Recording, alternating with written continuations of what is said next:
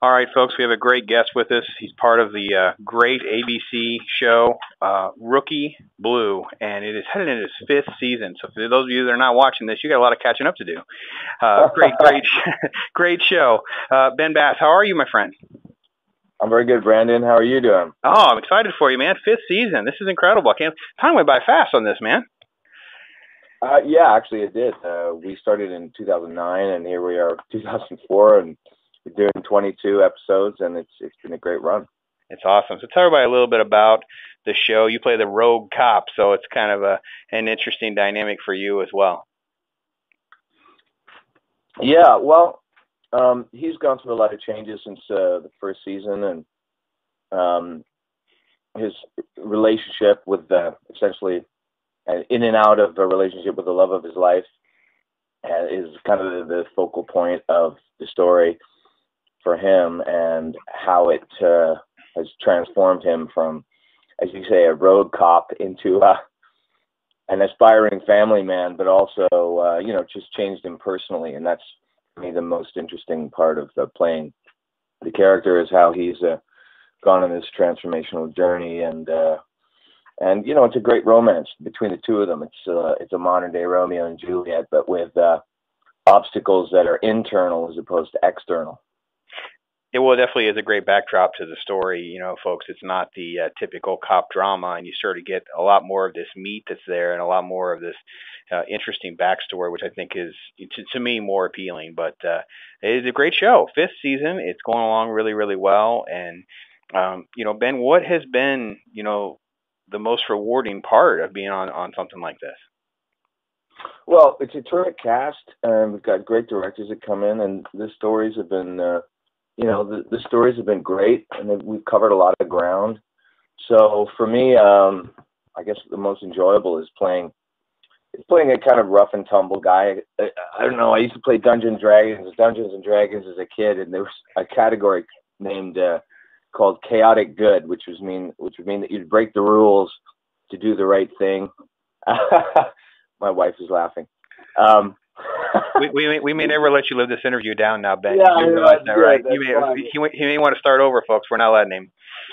Sam is like the quintessential chaotic good character, so it's a lot of fun to play somebody who's willing to break the rules but has a heart of gold and is always trying to do the right thing at the end of the day, even if it gets him into trouble. Tell everybody a little bit about. I know you're probably a little tied here with some landmines. What can folks look forward to in season 5, especially for Sam? Is there anything in particular that you can really tell us about what's ahead? Well, some of my favorite episodes were in the middle and the end of the season.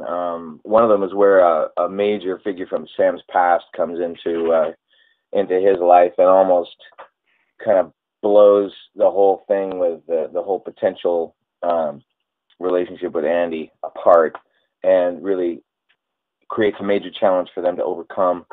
And that was some great scenes in that, really heavy emotional scenes, and it was just a really interesting episode. And the final, for me personally, I really enjoyed doing that one. And the last episode of the season was this fantastic actor guest starring Sean Doyle, and the scenes that he and I got to do together were just phenomenal. So there's a lot sprinkled for everybody, for all the different characters throughout the season.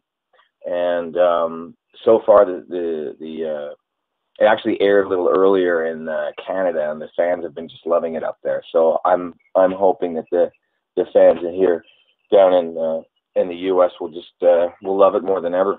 Well, we definitely don't see any sign of it slowing down. We're in our 5th season now for Rookie Blue. It's cruising along pretty well. And Ben, are you Sam now? I mean, you're at the grocery store and people recognize you as that, or they pull something out of your long resume of the 11th Hour or something like that, or have you basically become Sam?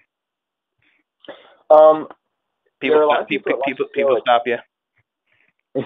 Yeah. There are a lot of people that watch the show and enjoy it, and I think for some fans it feels like I'm Sam, and for others I'm just the guy that plays Sam. So, but it's nice when people tell you that they enjoy it and are very encouraging, and it's great. I mean, it's you never know how when you start a show, you never know how big a success it's going to be, and we've had a lot of success with this one, and and now we're just a well-oiled machine. So we just have a really good time with it, and we really do our best and have a lot of fun with it. And I think that comes across in the show. Tell everybody what it's like, climbing into Sam now. I apologize. Climbing into Sam for like 100 episodes compared to doing, one-off episodes. You've been on Law and Order and Monk and all sorts of stuff. So what's it like as an actor? Explain to the audience a little bit of that behind-the-scenes part of, being able to climb into that role for so long. Well, I think it's great to do, one-offs here and there in movies or guest stars or whatever, because you get a lot of variety that way, and it's a completely different deal when you're playing the same character on a consistent basis over a period of years.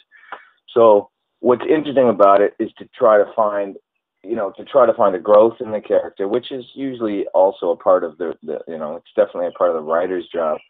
But you want to look for the growth, but also how you can find variation over the long term. That's something that's always very interesting to me, to try to find different facets of the character. And I feel like I've been able to do that over the years, but particularly in the 5th season, I feel like I've tried to find other dimensions of him, sort of more offbeat dimensions, and I might even say wacky at some times, just as a means of reflecting part of his growth and also keeping it entertaining for myself. I think, one of the things you want to try to do is find as much variation as you can, but still remain within the quote unquote bounds of the character. So that's always an interesting challenge. And, you never stop learning. I'm always learning when I'm working, and I never get tired of that. So there are always different challenges, and that always keeps it interesting. How has Ben Bass changed the most from his days of, Would-Be Kings and 11th Hour and some stuff that, you're very acclaimed response to? So how are you different than those days? Well, I think what's been a good shift for me is I feel a little bit more philosophical about, my investment in the work. I really work hard, and I've been very, I have a tendency to be very hard on myself, as a lot of people can be with respect to their own work. And I think I work as hard as I ever have, but I'm a little bit easier on myself in terms of, it's easy to feel that something, didn't necessarily turn out the way that you wanted to, or something like that, but and be really hard on yourself. So I'm trying not to be so hard on myself, but as rigorous and disciplined as ever. And what that means is I can just enjoy myself a little bit more. And one thing you want to be doing in, whatever it is you do for a living, you want to enjoy it. It's, there's no point in doing, especially something. Oh, did I lose you? Ben? One thing this show has helped me come to terms with is that, being hard on yourself, being disciplined is good, being rigorous is good. Being hard on yourself isn't necessarily all it's cracked up to be. So I think that's been a very helpful part of my journey with this character, and now I'm able to just enjoy it a little bit more, and not take it home with me every night and agonize over it, if that makes sense. Absolutely, and I think that's the thing that many of us struggle with, right? How you leave work at work and enjoy the rest of your life that God's given you, and try to do the best you can, but also not beat yourself up for every little minute thing. And it's kind of been a long journey for you. I mean, bro, you're on 21 Jump Street, man. That was a couple days ago. Yeah, I can still remember Johnny Depp offering the guy $50 and outbidding me for some Van Halen tickets. It was I know I've covered a lot of ground. Actually, it's funny because the other actor that was in that scene I just saw on he was in Zero Dark 30, had a small part in that, so which is a film that I really enjoyed. It's been a good run for me, and it's been a good run for this particular show, and I certainly do look forward to branching out and doing other things. I think I'd like to do some comedy. I don't know where I'm going to get. You don't have a lot of that on your resume, bro. Well, actually, there's Beggars and Choosers was a comedy. The Big Sound was a comedy. That's true. And there's a smattering of other things here and there. So there's more than you'd think, but it just seems like it would be fun to have a. Well, I have to talk to your wife, see if she thinks you're really funny enough or not. She'll know.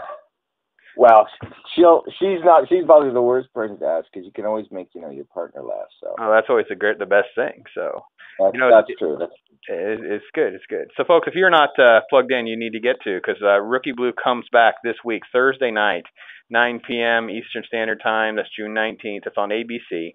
Rookie Blue will begin their 5th season. This is an amazing run for you, Ben. I'm so proud and happy for you, man. It's awesome.